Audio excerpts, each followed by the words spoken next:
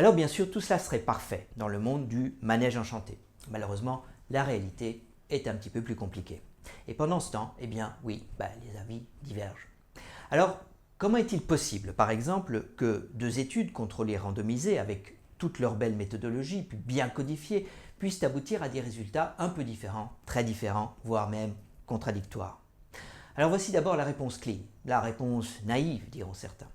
En fait, lorsqu'on mène de telles études, on prend seulement, pour des raisons pratiques et financières, une petite partie de la population, un échantillon sur lequel on va tester le traitement.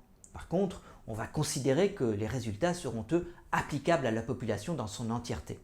L'effet observé lors de l'étude sera bien sûr seulement une estimation donc de l'effet réel à l'échelle de la population, effet réel que par ailleurs on ne connaît pas et qui est en fait dans bien des cas impossible à connaître. Alors, on peut mieux comprendre ce concept en imaginant une enquête électorale. Vous allez voter pour François ou pour Emmanuel? C'est pour une enquête. Alors pour l'enquête, on pense interroger 10 personnes dans la rue. On interroge les passants un à un et voici le résultat. Si on s'arrête à 5 passants, Emmanuel gagne 3 contre 2. Mais en continuant jusqu'à 10 passants, la situation s'est retournée et c'est François qui gagne 6 contre 4. Bien entendu, on pourrait continuer avec plus de passants et la situation pourrait encore changer. Vous remarquerez que c'est le hasard qui a distribué les réponses des passants, exactement comme un jeu de pile ou face où l'on peut obtenir plusieurs fois la même face en suivant. On peut aussi imaginer qu'on se trouverait à la sortie d'une réunion des supporters de François, ce qui, bien entendu, biaiserait alors l'estimation de l'enquête.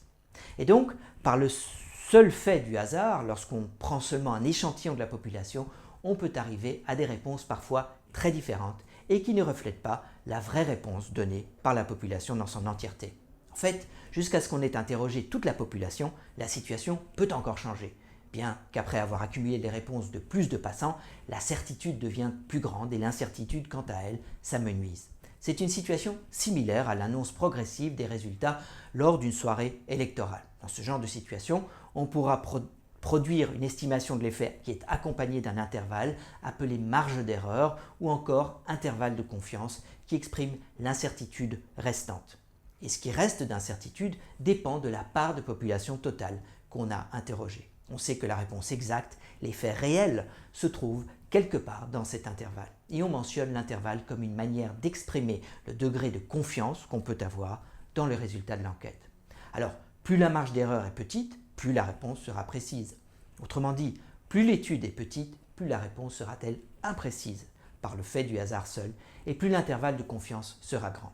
Eh bien, lors d'une étude clinique, le même phénomène se produit. Et donc, en pratique, on peut se retrouver avec une série d'études faites sur le même sujet, mais avec des réponses plus ou moins différentes. Plus l'étude clinique est petite, plus elle sera soumise au fait du hasard. Le résultat de l'étude pourra montrer un effet ou pas d'effet, rien que par le fait du hasard. Et donc, rien que pour cette raison, on doit toujours rester sceptique face au résultat d'une étude, en particulier si l'effet semble très positif. Il est rare actuellement qu'un traitement investigué ait un effet majeur en effet.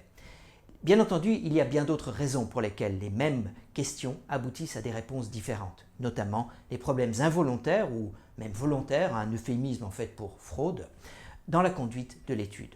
On sait en particulier que les petites études peuvent être moins bien conduites en termes de méthodologie, ce qui augmente alors les risques d'erreur dans l'estimation de l'effet du traitement testé. Qu'est-ce qu'on doit faire avec ça? Il devrait logiquement y avoir une réponse à une question donnée. Une réponse.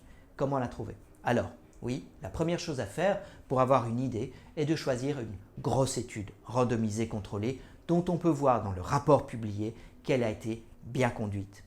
Mais il y a d'autres solutions.